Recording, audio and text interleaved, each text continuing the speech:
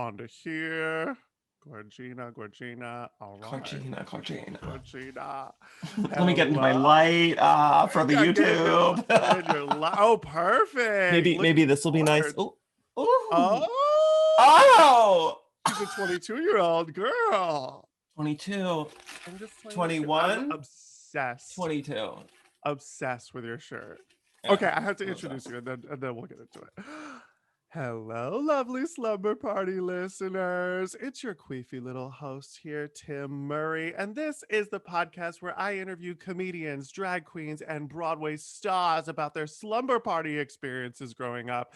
And today, oh boy, do we have such an amazing guest for you. Ever heard of producing? Because this person has. They've produced Dragnificent, which is, oh, I don't know. Have you ever heard of television? It's on TV. Shades Queens of New York. Sorry, Shade Queens of New York. Logo Live with our very good Judy, and actually one of the very first web series guests of Slumber Party ever, Johnny Sibley. And this person is also a full musical theater nerd and an amazing, hilarious comedian. Please welcome to the stage, Mike Kelton.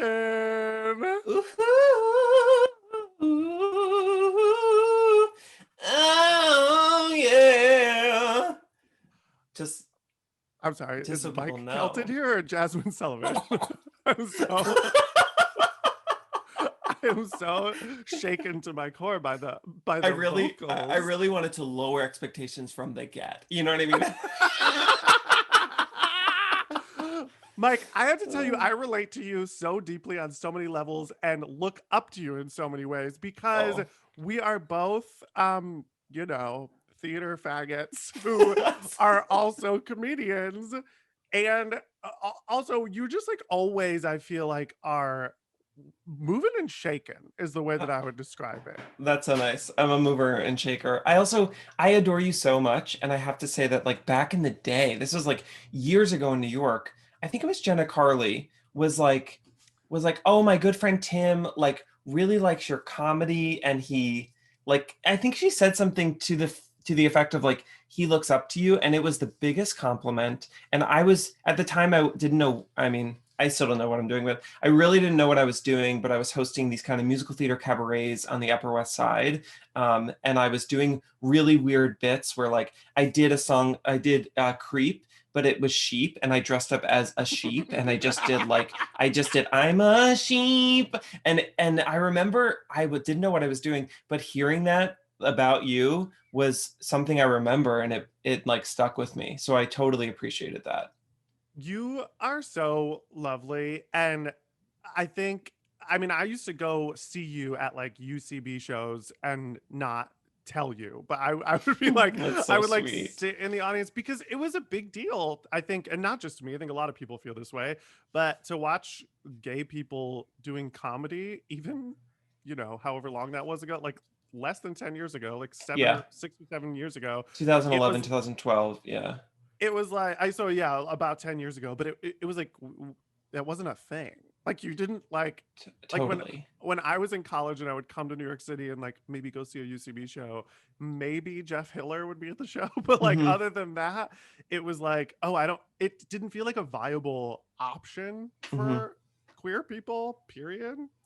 And it So really did feel, I remember when I started at UCB, Jeff Hiller had just moved to LA. So people kept saying to me, you remind me of Jeff Hiller. And I was like, I really don't know who that is. And people were like, have you watched? Because your improv is similar. I was like, no, but a lot of people can be gay. You know what I mean? I felt like saying like, well, I'm also gay. So like, this is, I do women a lot. I'm kind of my mother on stage. And then I remember seeing Aaron Jackson. And at the time, I think there was a couple other queer people on Harold Night, but there was not a lot. And I remember watching Aaron Jackson thinking like, yes, I love this. And I love that he's such a star and so himself. Aaron was just Aaron. And I always felt like I tried to bring myself to like improv sets and not be ashamed or kind of scared of how fucking weird I was. I think regardless of my gayness, I was just always really loud and like unabashedly myself on stage, which I think a lot of people took as like, oh, you're really gay. And I was like, if that's what you think it is, I love it. I was like, I don't give a fuck what you think it is, but I'm just gonna be like, I'm here and let's be birds. You know, like I don't know. You know the classic gay trope where they're always birds. Oh. Oh yeah, they come on stage. They're gay because because they're doing bird voices. They're doing birds. See how he's flapping his wings? That is a Hmm. gay person. They're always trying That to is. fly. Everyone deserves a chance to fly. Fly. I fly. That's really very fascinating. I have like that just brought back so many visceral memories to me of like, you know, when you meet a straight person for the first time who like maybe isn't in theater, hasn't had a lot of interaction with gay people, and they're like, "You're so gay," I just love it, and you're like, I am literally all I did was order a vodka tonic, Yes. and I'm wearing plaid. Like I don't know what. Like yes, I am, but also like what part of that is Hmm. registering for you? 1,000%. I feel like my like adolescence was just a combination of straight people telling me that I was so gay and they enjoyed it. And I just was like, okay, like I love that you're enjoying my gayness, but I'm not being gay. I'm just being like Mike. But apparently that kind of was like through the lens of coming like I guess also I think about this a lot. Like representation is so important to me. And I think a lot of why I wanted to go into producing is I just grew up with like the original Queer Eye and Will and Grace, which I'm obsessed with. But it was the only kind of example of gayness on TV. And so me being myself just happened to have people say, like, oh my God, you're my gay best friend, or like, you're like Carson on Queer Eye. And I was like, okay, cool. I never had an issue with that. I just was like, that was the one example of queerness kind of on television, you know? And so I think it's so important to like diversify queer stories and sometimes tell them like as not the butt of the joke because like our existence is much more than that apparently. So yeah. Yeah. And it's like yeah, I really appreciate that you are doing that and giving so much like wonderful and exciting showcasing to drag queens and like drag personalities. And yeah, using Johnny on this logo live is so fun. I watched that bits of the episode where Johnny was doing Julissa in front of Oh my Monique God. Hart. And Monique Hart was just like losing her shit. It's so fun to watch gay people have fun. Mm, And hmm. yeah, like you said, not be the butt of the joke. Because I was Hmm. always grateful of that. And Michael, my boyfriend who produces this pod, talks about all the time how Will and Grace was really like his saving thing. And not Queer Eye, but Queer as Folk was like, Yes. but I mean, Queer as Folk is like pretty Well, unapologetically gay, but pretty tragic. it's interesting because I was talking about this with Andrew this weekend. Um, he loved Queer as Folk, or he watched it and liked it growing up, but I actually didn't like it. I felt almost it was too dark for me, and I wasn't ready to, I guess, accept an existence that felt that to me depressing as a kid. And I constantly growing up, I constantly was struggling with the idea of how do I be gay but live a quote unquote normal life, because I just wanted to like please my parents and show them that Mm-hmm. like I could like I can be gay and like be quote unquote normal too. And it wasn't until getting older that I realized that that was just my own internalized homophobia of like what a normal lifestyle looked like and kind of what society looked like around me and how I could fit into that, social construct. But to me, Queer as Folk, I bet if I watched it now, I would enjoy it much more because I was repelled by it. And I'm sure there are a lot of queer people that watch it and were like, oh no, like I don't want to grow up and be like these kind of.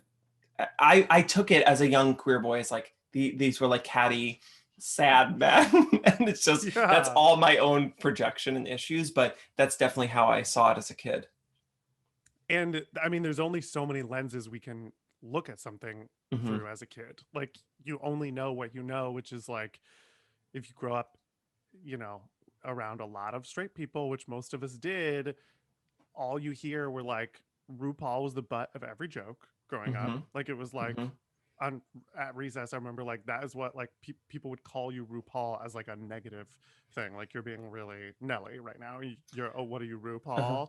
Oh, what are you, And RuPaul? Uh-huh. what are you RuPaul? Oh, what are And you, like a RuPaul. And today I'd be RuPaul? like, I wish, honey, I know, I I could know. The Gen Z is like, it's like, please. The game is now like, call me who's queer enough to be right. RuPaul? That is the full game. But yeah, you're so right. I mean, I also had the same feeling as a kid. I remember watching that show and being horny for it, Mm. but terrified that someone Yes. was going to see me watch it and I would never tell anyone. And if it's that like self-hating gay thing, like if someone brought it up, or if even when someone brought up Will and Grace, I remember in junior high being like, oh no, I don't support that. Like, what? Like I don't support But I have that. donated to the Kickstarter. Right, right. But that's what's so kind of tragic about queerness is like you really do tell yourself to hate yourself, to hide yourself, to fit in. Hmm. And then that's what's been like difficult for me as like a person who's trying to do show business as a queer person. And I am very inspired by how funny you are and how much joy you bring. And this is like the ultimate compliment in my mind that I'm about to give you. You are so kind. Like what? And I talk about this a lot on this podcast. I don't think that it comes very easily to a gay man specifically, Hmm. especially a gay man who is trying to make people laugh. I Hmm. think so often, based on what we were talking about, right? Like the way that we were raised is to have that. The representation that was shown to us was cattiness, Hmm. point blank. Period. Like that's all we had. Hmm. Is there? Do you actively work to be like a nice person, or you think that is like? Tell me about that. It's such an interesting. I appreciate you kind of recognizing that. It's definitely something I think a lot about, and I'm actually.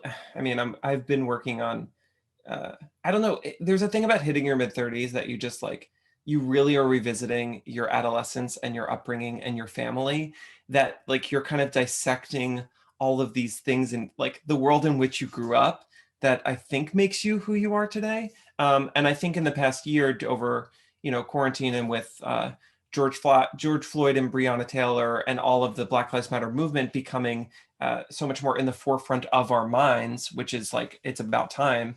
I think I've been rethinking why I am the way I am, how I grew up, and all of these things. That sounds like the beginning of a family dramedy on NBC or something. But like, I The Slap, starring Mike Kelton. thank you for that. The slap. The Slap. Oh my god. Wednesdays at 8 p.m. Mike Mike was takes a down kind crime boy. and explores his trauma. um, but I think the idea of kindness is so attractive to me, because I think it feels universal, and in a world where like a lot of queer people have been ostracized by religion, I think it feels like this. To me, it feels like a unifying type of spiritual connection that we can all have if we all kind of believe in the idea of kindness. Being kind is different than being nice, right? And now I'm going to launch you into the Wood song.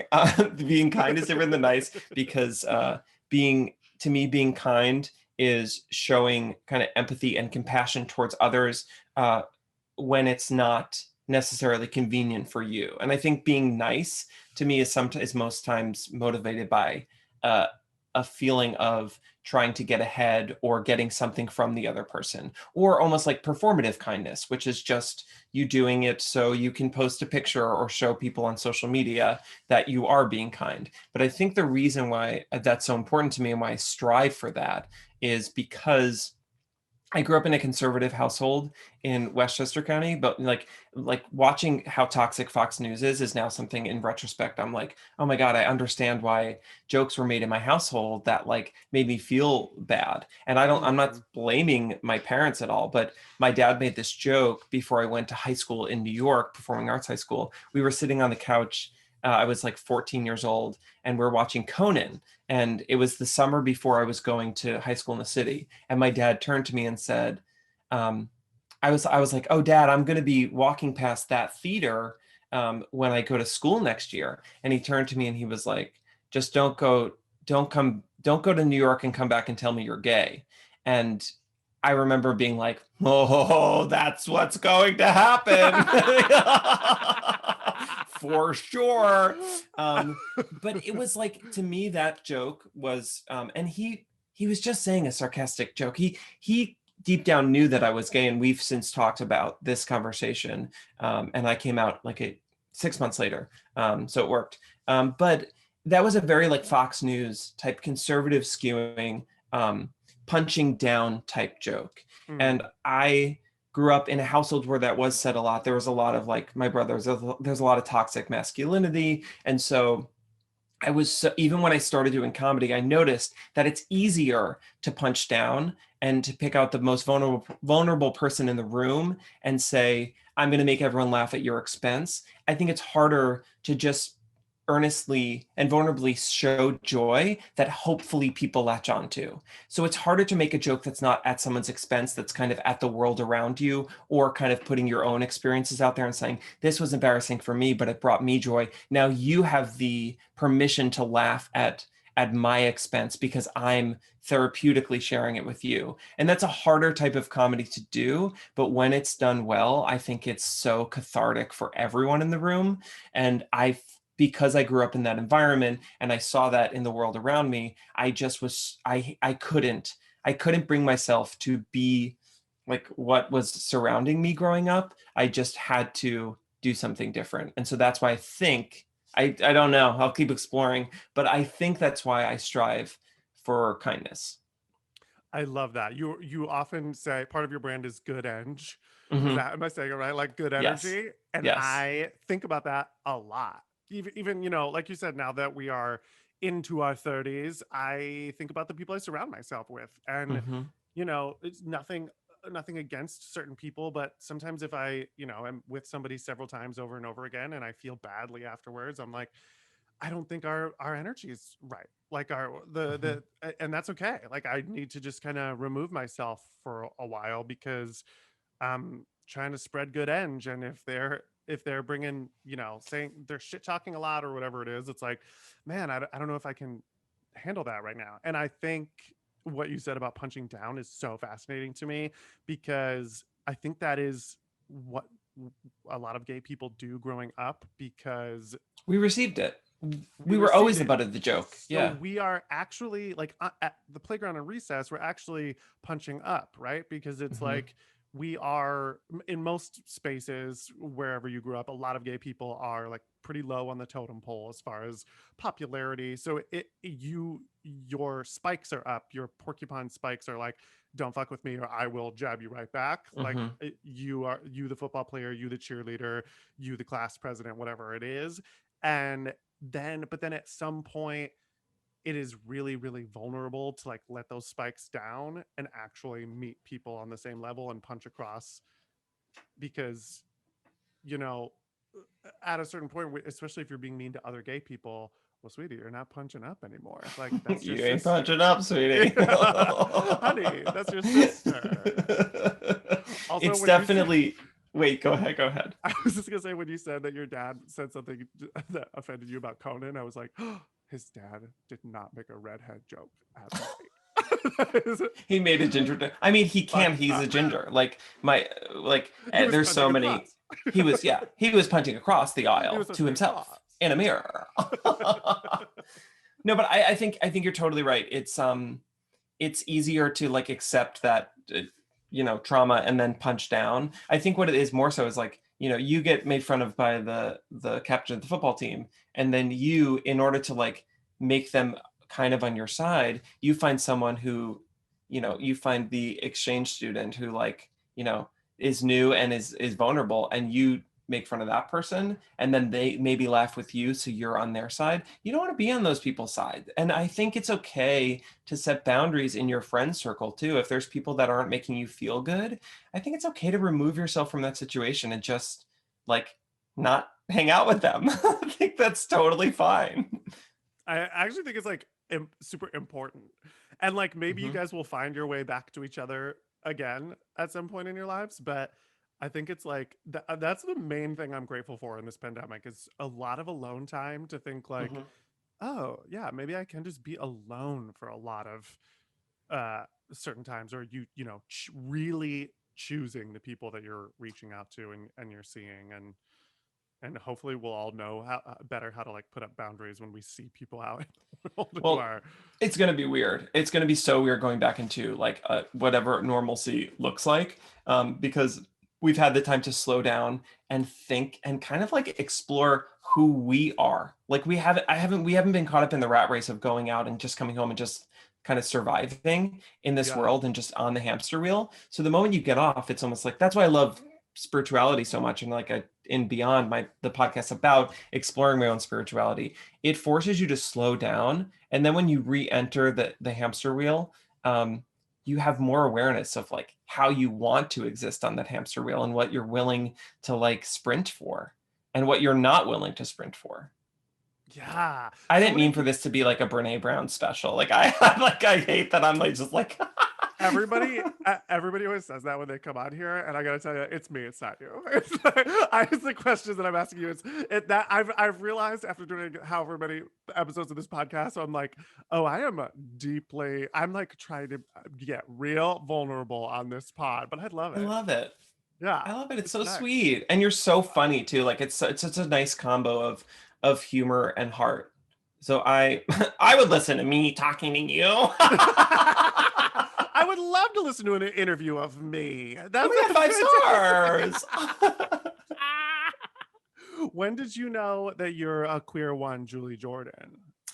Queer one, Julie Jordan. I think I was on the I was it's always a school bus, right? I was on the Oh, bus in like fourth or fifth grade, and someone on one of the seats, it was like highlighter was written, or not highlighter, whiteout.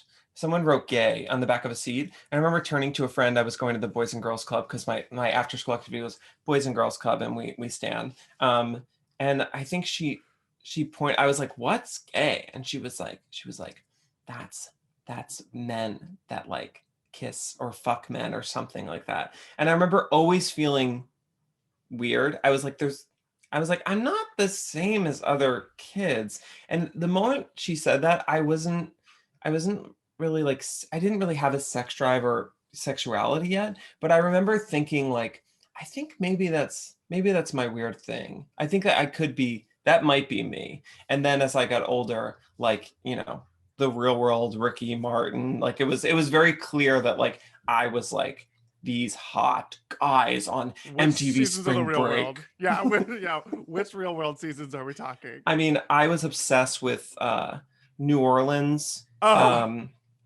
yeah, and Danny. I New Orleans, I guess Vegas a little bit later. And then I guess was it Miami? Was it Florida, the one with Kai, the girl with the really big boobs who like was friends Hawaii. with Hawaii. Yeah, it Hawaii. was Hawaii with Hmm. Ruthie was like the gay woman on the Yes. show, Yes. and I know exactly who you're talking about. Oh, what was her name? Was it Kai. I, Kai? I think it was Kai. All those seasons had such like they were so sexually awakening for me.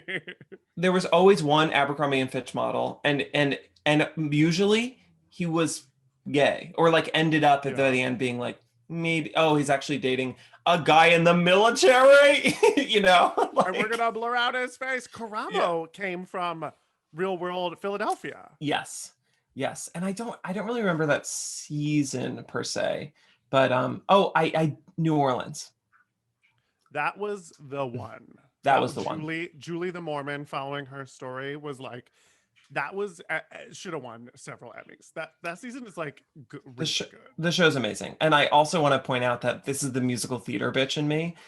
Do you remember one of the cast members in New Orleans? He wrote a song called "Come on, Be My Baby Tonight."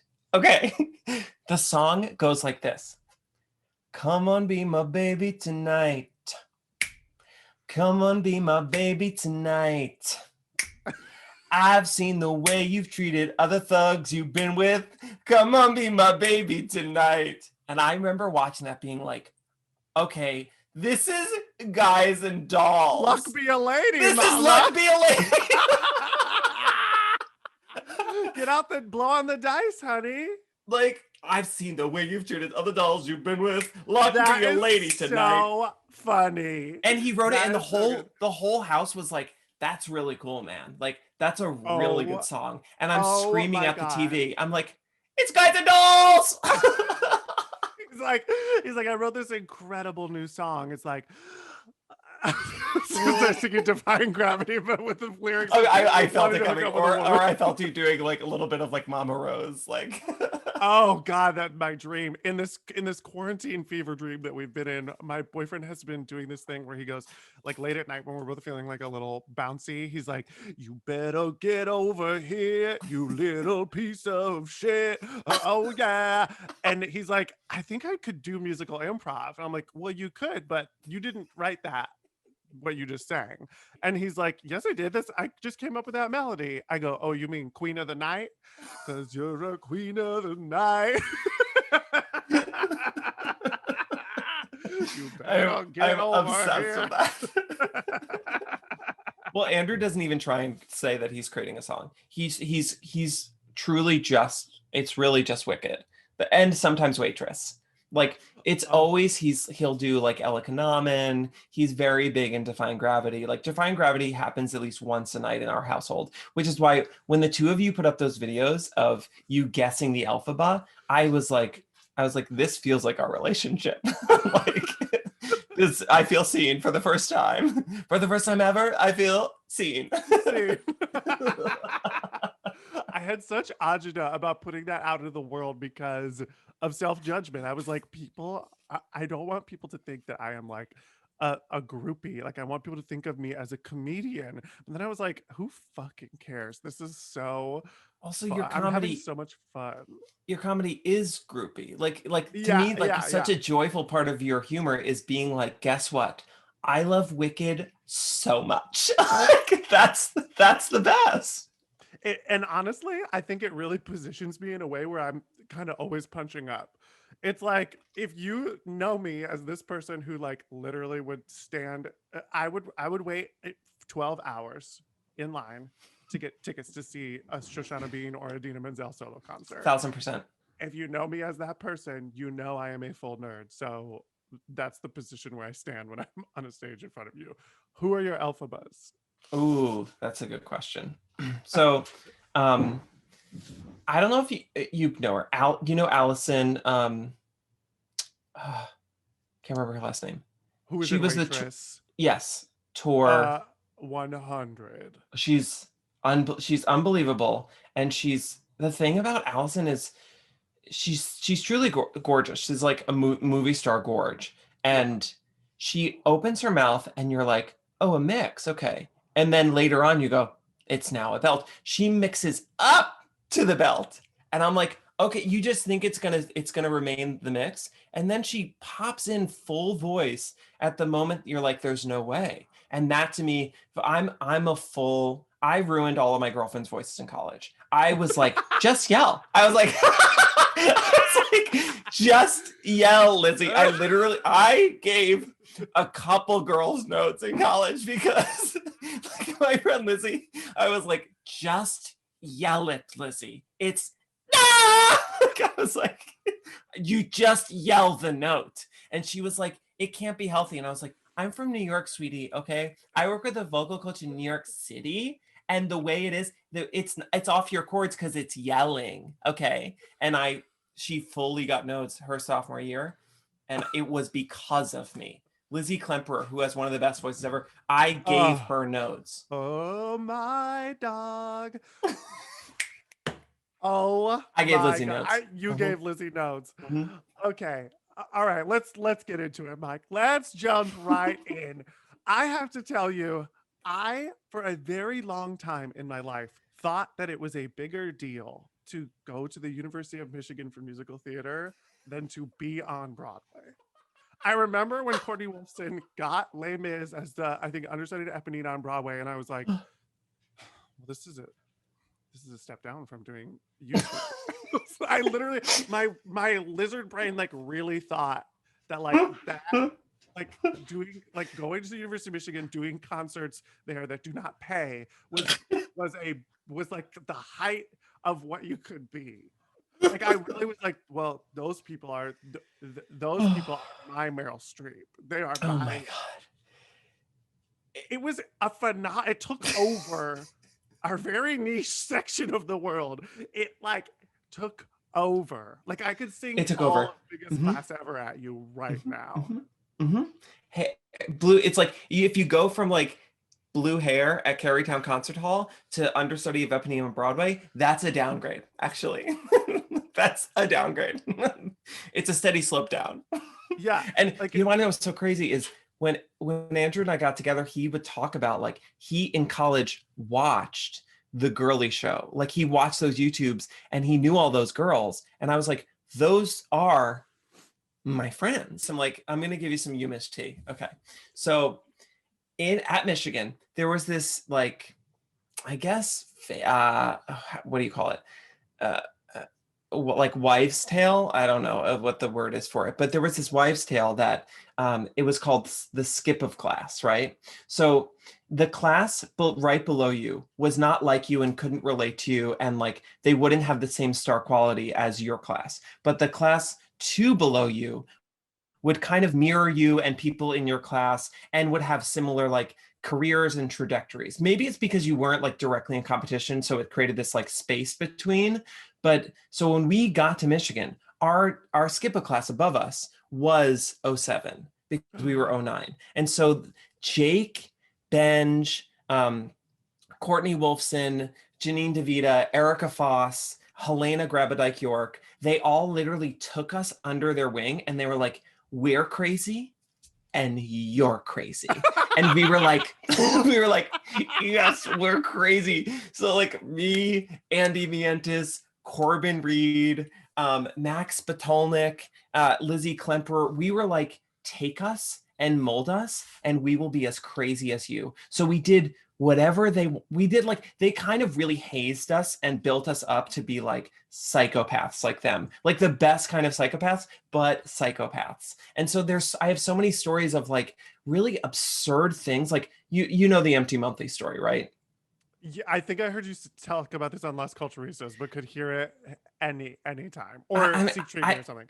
on Secret. I'll give you the Reader's Digest version, but like, so I have so many stories from Michigan that are like, in retrospect, I'm like unsafe yet joyful. You know what I mean? Like, they're The amazing, perfect but like, description of musical theater school. Like unsafe but joyful. and joyful. And I truly can't believe there hasn't been like a show yet. I mean, I know that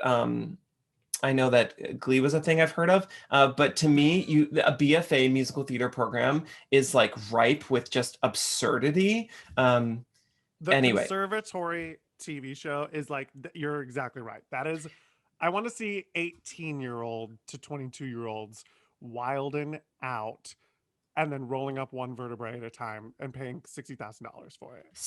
yes, going into severe debt for things that don't matter, but in the moment, it's the most important thing. So here's a good example, and then I'll tell you the Empty Monthly story.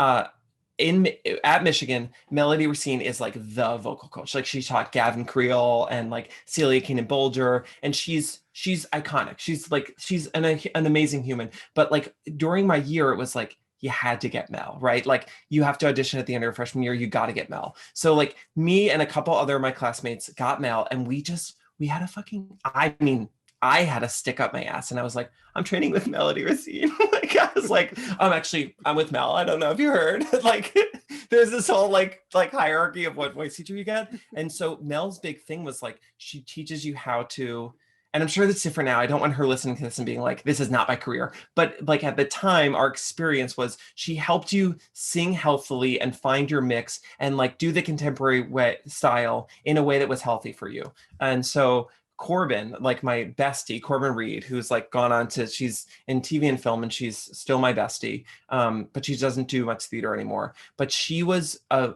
came in like heavy belter, just like belter screamer. She did like Reno Sweeney her senior year of high school, right? So like she came in just being like I'll belt to C and I'll scream it, but she couldn't really like do like the super super high stuff. Without literally sounding like someone was pinching her nose and like she was like strangling herself. And we were like, it's fun. Anyway, so Corbin was trying to find her mix. And it was like the biggest thing in it was the most important thing to Corbin. And so we were in her car driving like from one campus to the other our sophomore year. And she was really torn up about not finding her mix. And she would be doing a bunch of vocal exercises like everywhere in the cafeteria, in her car all the time that sounded like this. It was like, like just literally like it was unsafe that she was making these sounds, but she kept like phrasing it as I'm trying to find my mix. And so she's on the highway in Michigan and she's trying to find her mix. The radio's off. I'm sitting there just letting her like kind of like deteriorate into the sound, and she's trying to find this mix and she starts crying and I'm like, Corbin, it's fine. And she says, it's not. Get out of my car. And so she pulls over on the side of the highway and she makes me get out of her car because she wasn't finding her mix. I need you to understand that this is a real thing on the highway? On the highway. I'm serious.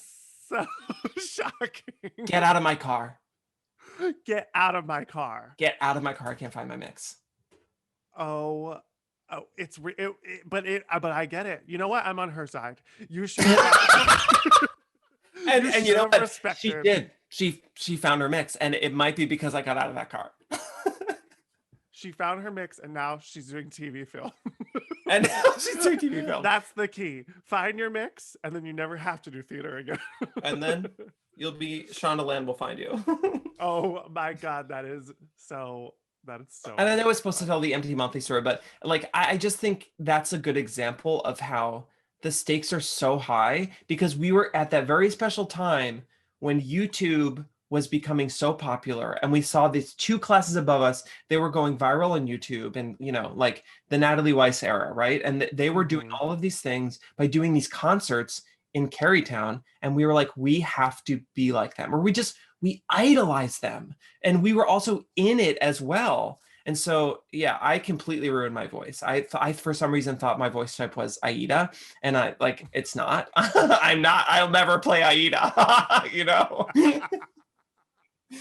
Anyway. Oh my God. Yeah, I mean, unless you've been through it, you like really don't understand how high the stakes are and like how I don't, this sounds like a super negative thing to say, but I really don't mean it that way. How brainwashy it is, because it's almost no one's fault. Like, it's like, this is just too many theater people condensed. Like, you can blame the programs, you can blame the professors or whatever, but I think the truth is that it's just an incubator for the students, all of us, our parents, like everybody. You just like, you get you've been repressed from theater your whole life because, I mean, you went to performing arts high school, but like for me, I didn't know anybody who knew, you know, the Aida cast album. So when I got to school and there were people like that, I mean, it becomes your whole world. You're like, and not only your whole world, but people are one-upping each other. They're like, oh yeah, of course I know it. I've done it 3 times. Have you heard of Zorba the musical? And you're like, oh, right. Zorba the musical.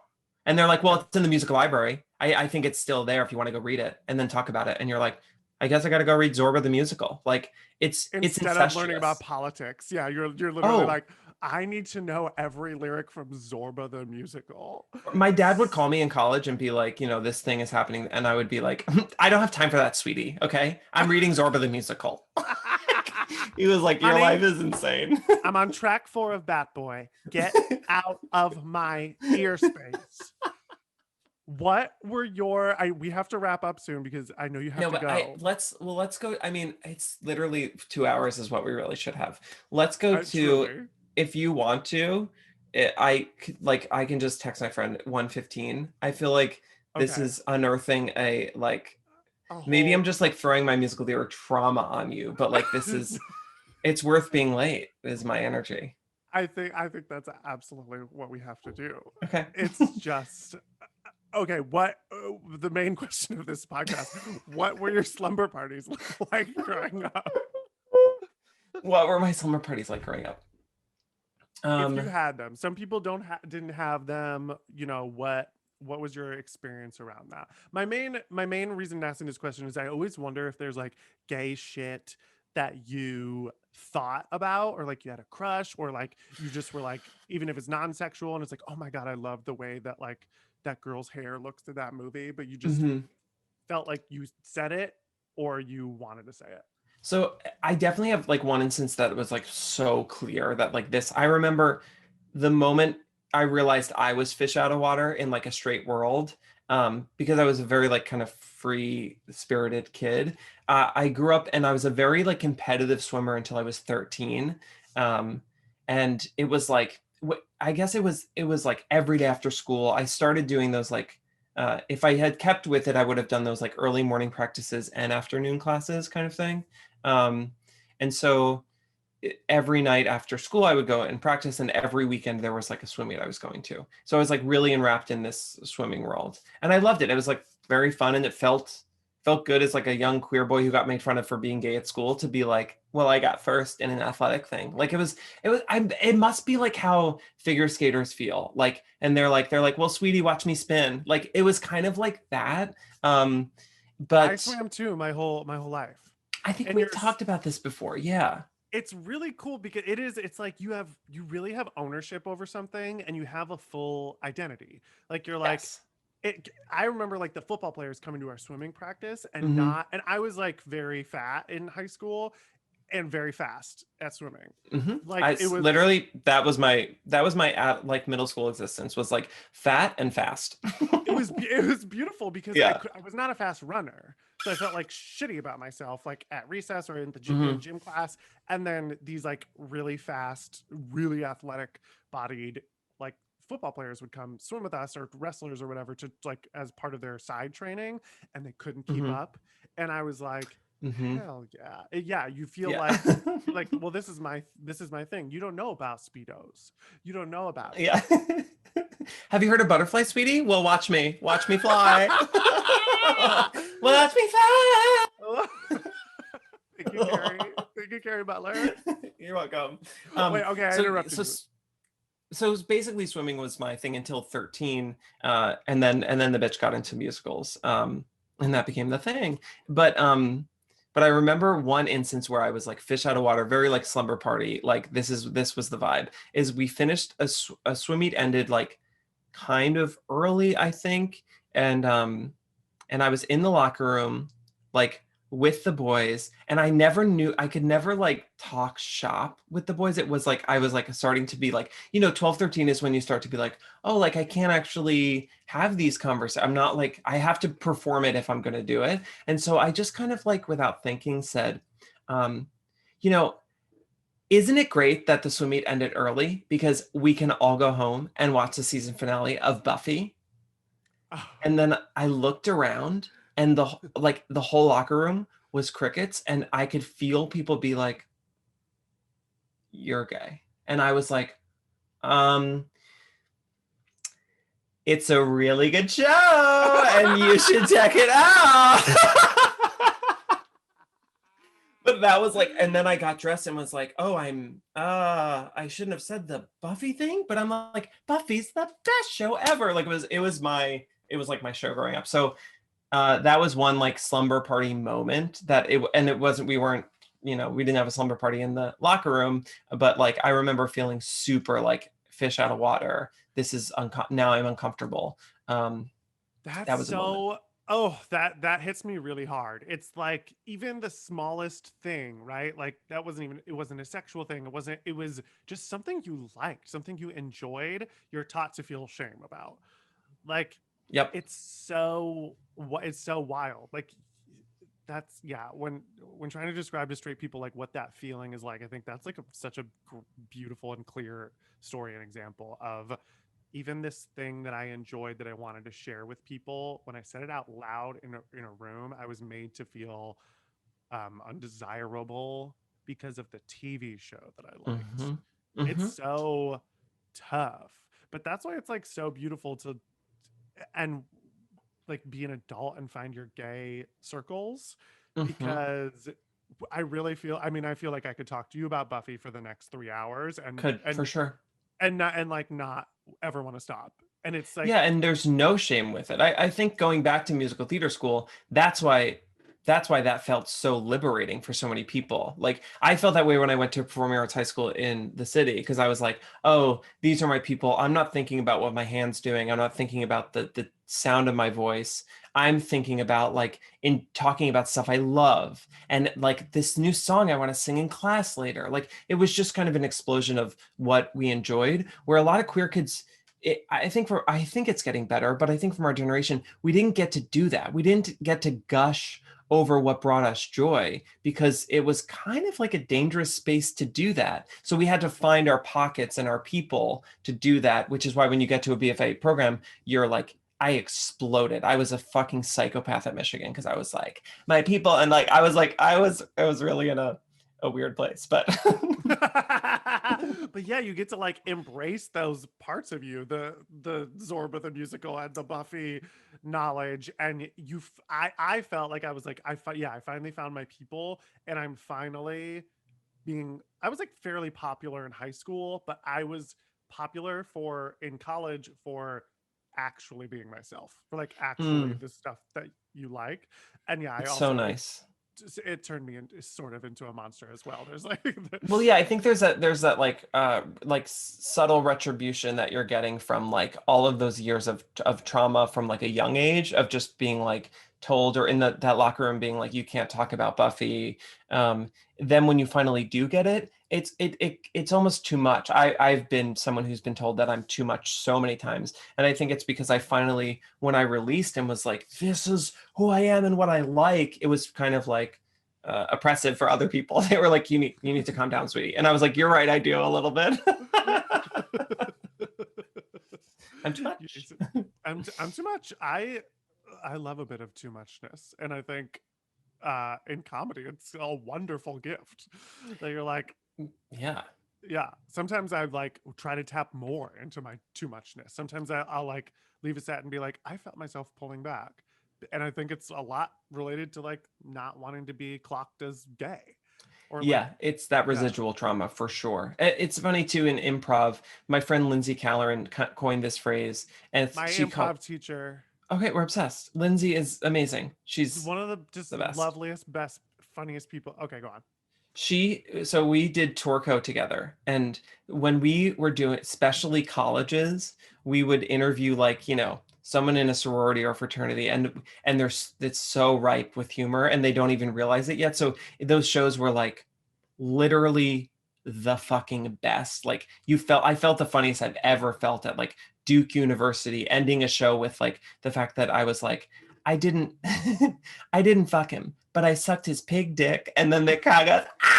Like it's just insane, insane. But she talks about like when you're really in the flow, she calls it tapping the vein. And I think in comedy, when you're really not in like underneath this veil of like shame, you just tap the vein and you're like, this is what I love, this is who I am. And it's so joyful to be in that. But it doesn't happen all the time because you really have to be kind of out of your head and in the ether of like creativity.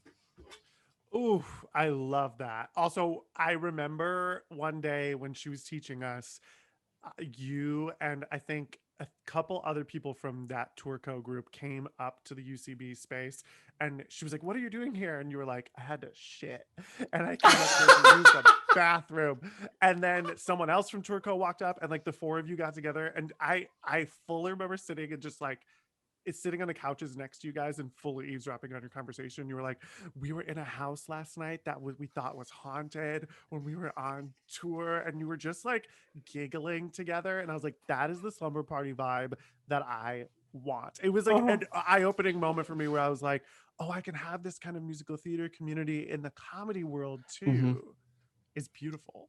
Oh, it's so that's so sweet that you were there. I wish you would have joined the conversation because like I would have been like, yes, bitch, like you should have been in that house. Like that would have been so fun. But I really think when I started doing comedy at UCB, I thought it was kind of separate and alone from like my musical theater world. And I almost was like, I felt like I was getting out of a little bit of a toxic energy for me, which was the musical theater world, a lot of expectations and preconceived like successes that I had really put on myself because of the environment I was in.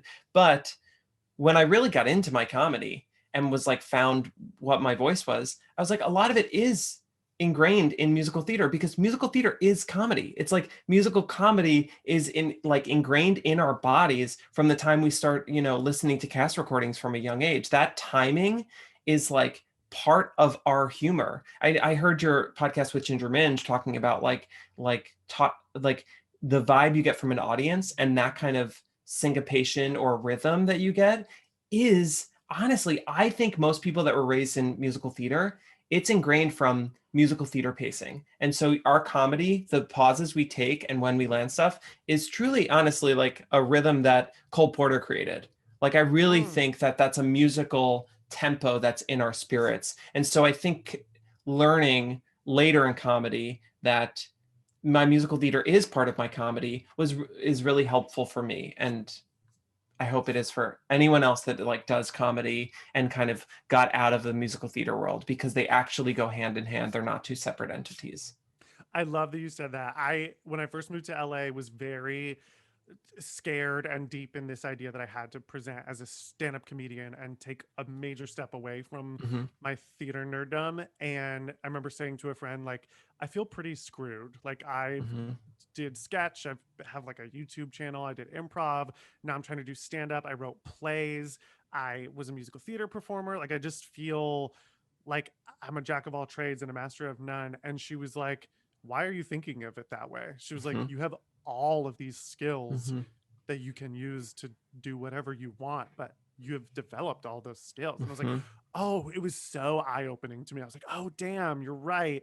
And I think anyone listening to this, especially in this time where we're all struggling to figure out like what the next step is, it's about tapping into whatever it is that you did that you learned about that brings you joy and like harnessing that and Yes. focusing it.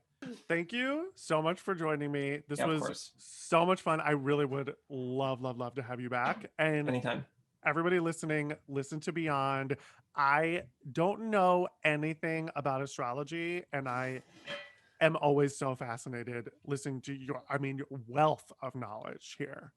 I mean, just like I'll tell you what I've experienced. That's like all the knowledge I have. But I love if you're interested at all in like horoscopes or like energy or witchcraft.